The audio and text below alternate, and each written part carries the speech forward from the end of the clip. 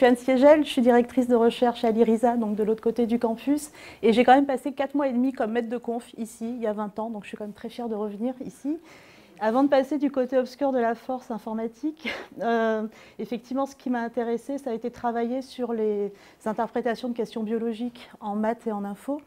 Et l'exemple que je vais vous montrer ici, c'est un problème qu'on traite depuis 10 ans avec la station biologique de Roscoff, où vous voyez une algue qui est à gauche, qui s'appelle Ectocarpus siliculosus, et qui, quand vous la trempez dans un bain d'antibiotiques, donne quelque chose, c'est-à-dire une algue qui ne meurt pas, ce qui est déjà pas mal, mais qui a de sérieux problèmes de croissance. Et ça, c'est la preuve expérimentale du fait que les bactéries qui vivent autour de l'algue sont en fait nécessaires à sa croissance, et inversement, puisqu'en fait, on n'arrive pas à isoler ces bactéries. Elles ne peuvent pas vivre sans leur algue. Donc on a un problème, une question de mécanisme de symbiose à étudier, avec une approche qu'on voudrait simple, qui est de dire, parmi les centaines de bactéries qui sont autour de l'algue, lesquelles sont vraiment importantes pour l'algue. Ça revient à calculer ce qu'on appelle des microbiotes synthétiques, donc les petits ensembles de bactéries qui permettent de le faire pousser, avec d'autres applications potentielles sur les plantes, par exemple. Le problème, c'est que sur ces bactéries, on n'arrive pas à les isoler, comme je l'ai dit, puis on a plusieurs centaines. Donc imaginez plusieurs combinaisons, les combinaisons possibles sont impossibles à gérer. Et c'est là où on passe à un problème d'informatique, puisqu'à partir de ces bactéries, on va arriver à séquencer leur génome.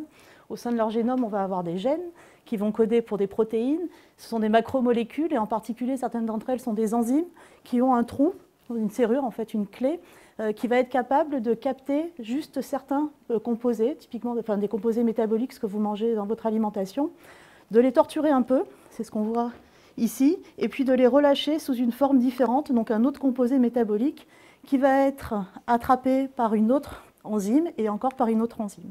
Et ça nous crée des chaînes de transformation, comme vous avez pu apprendre peut-être le cycle de Krebs, mais plus globalement des cartes métaboliques, puisque le cycle de Krebs, il est là. Donc ce qui se passe dans vos cellules, c'est des milliers de réactions catalysées par des enzymes. Et ça, c'est une info qu'on a à partir du moment où on a un génome, en fait.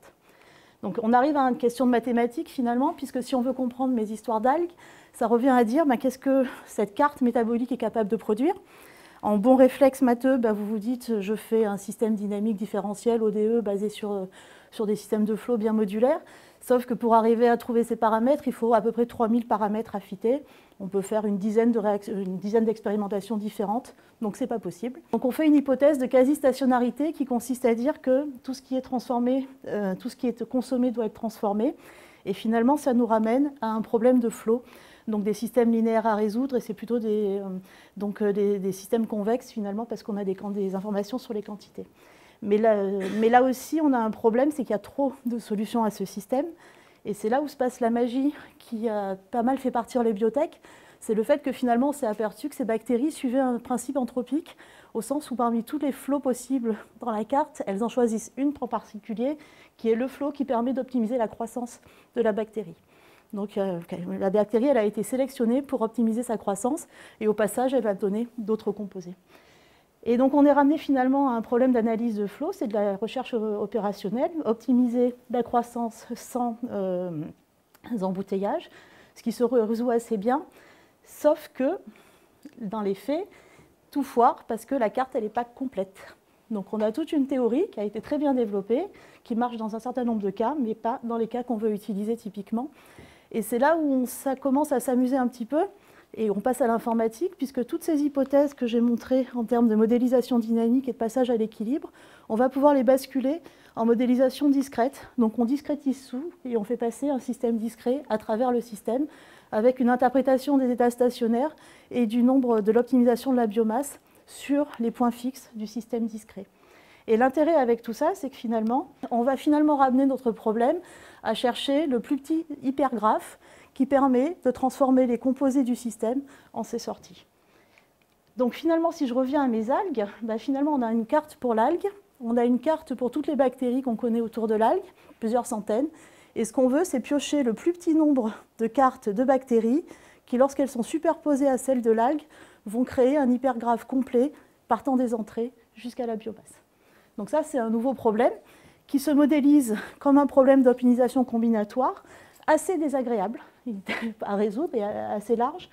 Et c'est là où on utilise finalement des techniques, j'ai appelé ça old-fashioned AI, donc de raisonnement symbolique assez classique, qui permet de modéliser les règles avec des règles si alors sinon, et qui sont très bien pour modéliser l'itération du système dynamique en particulier.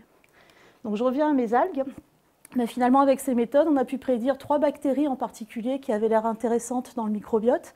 Et lorsque les chercheurs de Roscoff ont fait pousser cette algue, ont fait pousser la bactérie les algues avec la bactérie, l'algue a repoussé, ce qui était quand même un grand succès. On était super contents, jusqu'au moment où ils ont séquencé ce qui se passait autour de l'algue et qu'ils ont trouvé des bactéries qui n'auraient jamais dû être là. Donc l'hypothèse, c'est que finalement, les bactéries ont permis de faire pousser l'algue, mais aussi d'autres bactéries qui étaient restées, qui étaient un peu antibiorésistantes et qui étaient restées coincées sous la paroi. Et celles-là aussi ont repoussé et ont mangé les premières.